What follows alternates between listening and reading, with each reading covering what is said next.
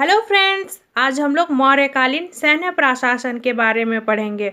Friends, यहाँ पे हम लोग पढ़ेंगे कि मौर्य काल में सैनिक किस प्रकार के थे, उनके क्या क्या कार्य हुआ करते थे और वो किस चीज़ का बेसिक रूप से इस्तेमाल करते थे अपने शासन के दौरान। मतलब कि राजा जब सैनिक भेजती थी तो सैनिक के पास क्या क्या होते थे उसके बारे में पढ़ेंगे। मौर्यकालीन सैन्य प्रशासन। मौर्य काल में राजकीय सेना को सेना भक्त कहा जाता था। फ्रेंड्स, यहाँ पर बताया जा रहा है कि जो मौर्य काल में राजकीय सेना, राजा के अंदर में जो सेना होती थी, उन्हें सेना भक्त कहा जाता था।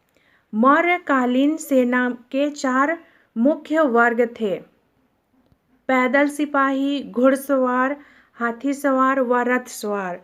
फ्रेंड्स, यहाँ पर बताया जा रहा है कि मौर्य काल में जो सेना थी उसकी 4 कैटेगरी थी, उसके 4 भाग थे। एक तो वो थे जो पैदल जाते थे युद्ध क्षेत्र में, दूसरा घुड़सवार में जाते थे, मतलब घोड़े में सवार होकर, उसके बाद तीसरा है हाथी पर सवार करने वाले, उसके बाद चौथा जो था वो रथ पर सवार वाले थे। पालिनी के अनुसार चंद्रगुप्त मौर्य की सेना में 6 लाख पैदल सिपाही, 30,000 घुड़सवार व 9,000 हाथी सवार थे। पालिनी ने रथ सवारों की संख्या का उल्लेख नहीं किया है। एक अन्य यूनानी लेखक प्लूटार्क के अनुसार रथ सवारों की संख्या 8,000 थी।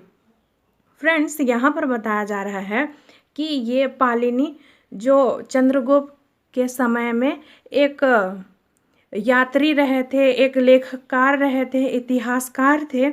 वो चंद्रगुप्त की सेना के बारे में लिखते हैं कि उसमें मतलब कि चंद्रगुप्त के समय में पैदल सिपाही 6 लाख थे। फ्रेंड्स, ये काफ़ी बड़ा मतलब जनसंख्या है कि लाख में रहना। फिर 30,000 घुड़सवार, 9,000 हाथी सवार।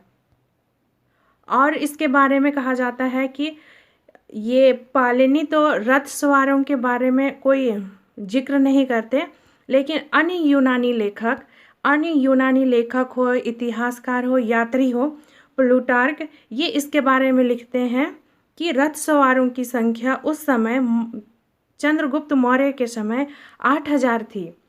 मेगास्थनीज के अनुसार सेना के संगठन हेतु पृथक युद्ध परिषद सैन्य विभाग था।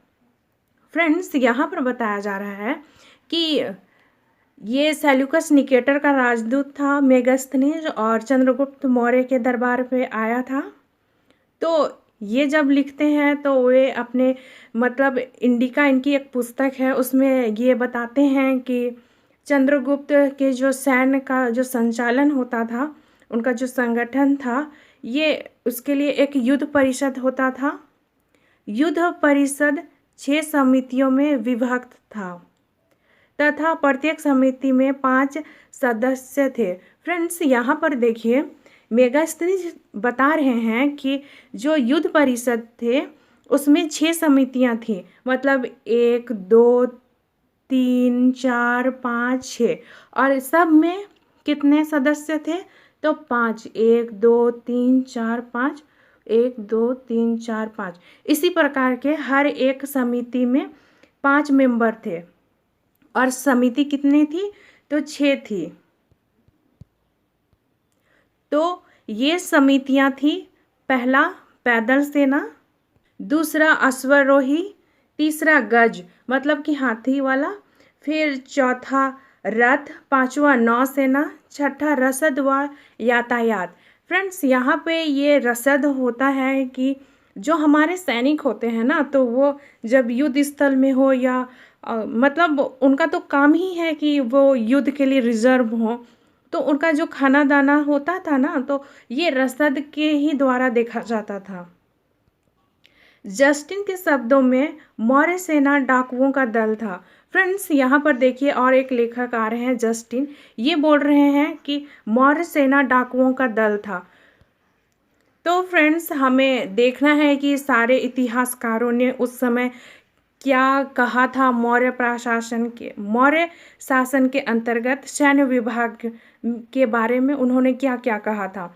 तो देखिए यहाँ पे जस्टिन तो बोल रहे हैं कि ये डाकुओं का दल था। तो फ्रेंड्स यहाँ पर ये जस्टिन का थिंकिंग है कि वो डाकुओं का दल था। बाकी सब बता रहा है कि यहाँ पे 6 उनके विभाग थे, प्रत्येक में 5-5 सदस्य थे। तो किसी के कहने से हम यकीन नहीं कर सकते, लेकिन हाँ, जो कहा गया है उसे तो हमें ध्यान देना होगा। तो इसलिए हमें इस बात को भी ध्यान में रखना होगा कि जस्टिन ने क्या कहा था। मौर्य काल में किले के 5 प्रकार थे: स्थल किला, जल किला, वन किला, गिरी किला, मरु किला। मौर्य काल में सैन्य विभाग के प्रधान अधिकारी को सेनापति कहा जाता था। फ्रेंड्स यहाँ पर बताया जा रहा है कि ये जो सैन्य विभाग था उसका जो एकदम प्रधान अधिकारी होता था उसको सेनापति कहा जाता था। युद्ध क्षेत्र में सेना का संचालन करने वाला अधिकारी नायक कहलाता था। फ्रेंड्स यहाँ पर बताया जा रहा है कि युद्ध क्षेत्र में सेना का संचालन मतलब कि कौन सी सेना लेफ्ट वाली पहले जाएगी, राइट वाली आगे जाएगी, इसका जो भी देखरेख करता था वो किसके द्वारा किया जाता था? नायक। मौर्य काल में सैनिक 2 प्रकार के होते थे: आनुवंशिक नियमित वेतनभोगी एवं मृतभोगी भाड़े के अस्थायी सैनिक। फ्रेंड्स यहाँ पर बताया जा रहा है कि मौर्य काल में जो सैनिक होते थे वो 2 प्रकार के होते थे।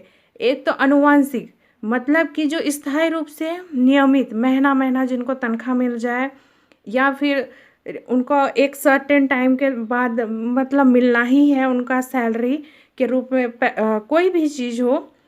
पहले तो बहुत सारे चीज़ दिए जाती थी, या तो जागीर हो जाए या फिर नकद हो जाए, तो जो भी मिले वो स्थायी रूप से अगर मिले तो वो हो गया आनुवंशिक।